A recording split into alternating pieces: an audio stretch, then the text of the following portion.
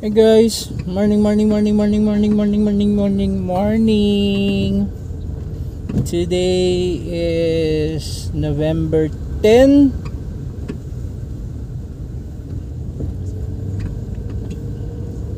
2023,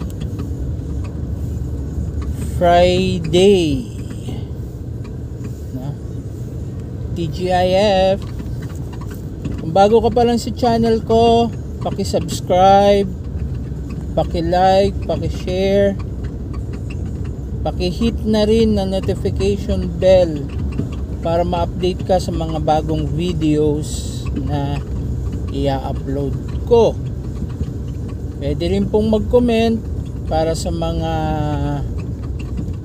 gusto nyong topic na pag-usapan natin.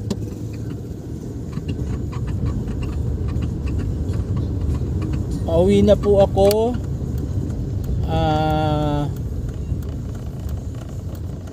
from night shift duty.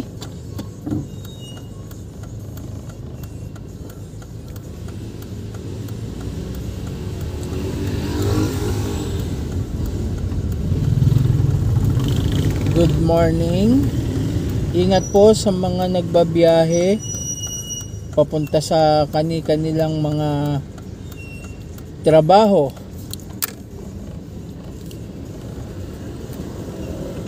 Kaya ano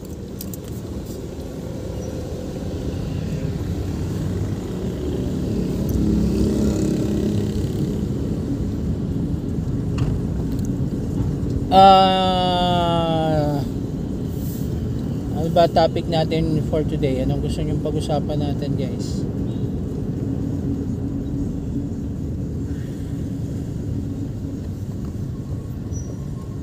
Almost 2 months to go.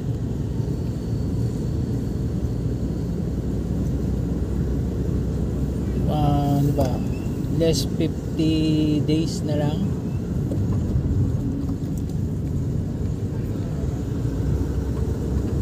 Tayo po ay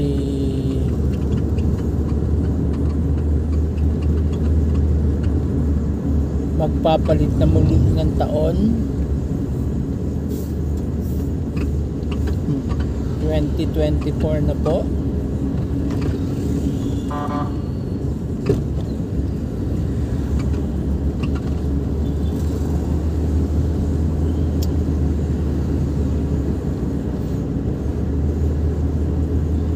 Update tayo doon sa development ng mag-divert tayo ng konti doon sa ating schedule.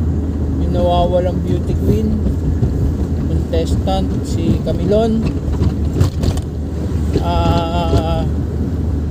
nag-level up na yung conduct of investigation. Hinawakan na siya ng national agency ng Philippine National Police, which is yung CIDG. Kasi from municipal, yung municipal station, PNP municipal station and tube, level up siya sa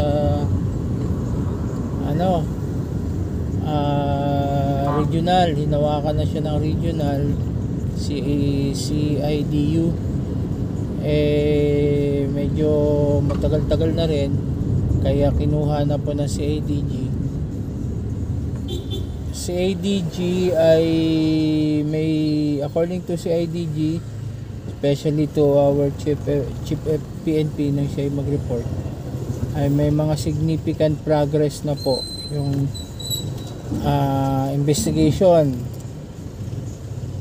May development na yung isang person of interest po natin na hindi nakikipag-cooperate. Actually, hindi pa rin ganun katindi yung pakikipag-cooperate niya ngayon, pero yung first person of interest na police officer ay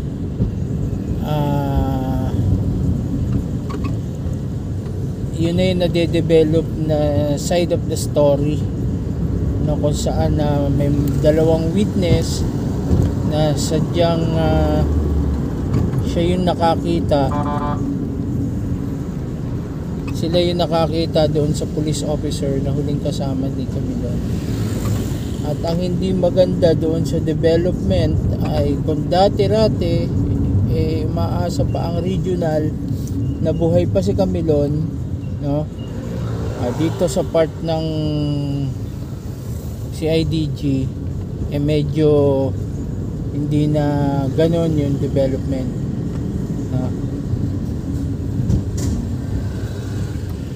At dahil yung sinumpaang salaysay ng dalawang witness, nakita nilang si Camilon ay duguan doon sa kanyang sasakyan na ginamit at inilipat ito sa isang sasakyan pa, no?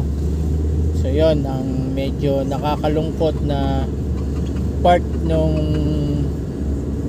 progress o development, or yung sinasabi ni Chief PAP na significant progress doon sa pangyayari, kaganapan. So ngayon hinahanap na nila yung sasakyan na pinaglipatan, na sila sabi ng witness na pinaglipatan kay Camilon from doon sa kanyang sasakyan, sa kanyang kotse. Actually sinampahan na rin ng kaso yung ng Barnabe dahil hindi nag-declare ng tamang address. I think yung may-ari noong kotse, no, na gamit ni Camilon. So yun yung mga development sa kanya, guys.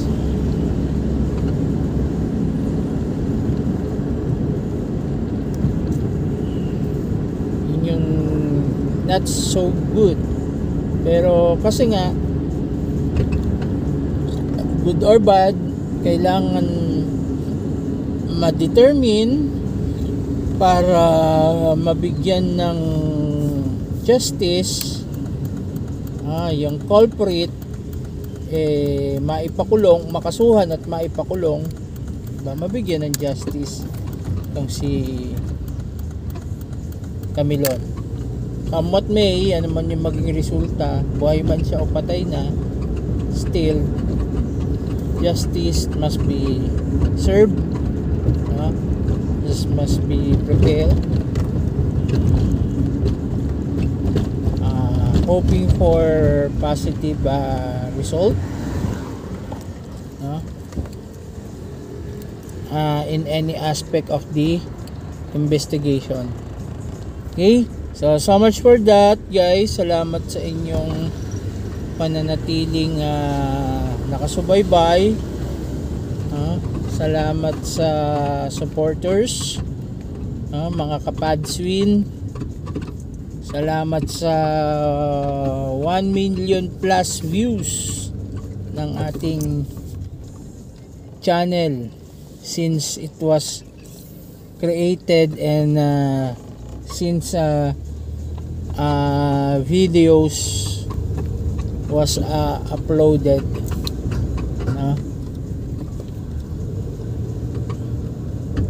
Hopefully patuloy po ninyong suportahan yung ating channel.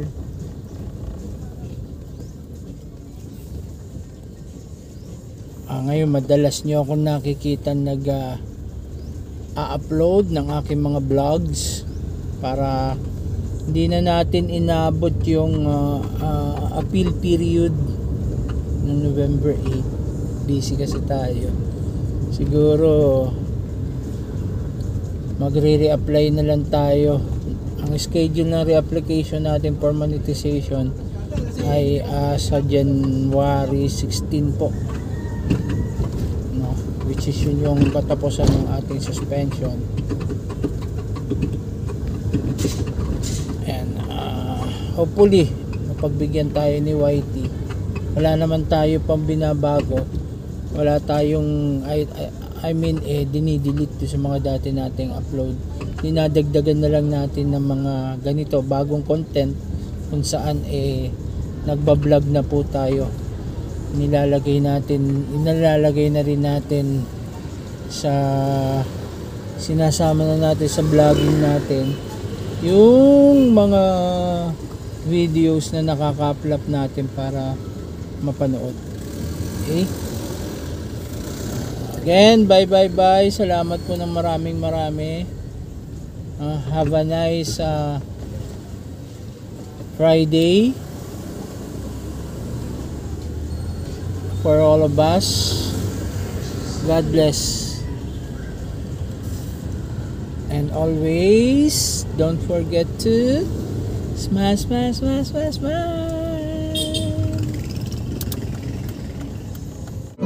Enjoyed this video?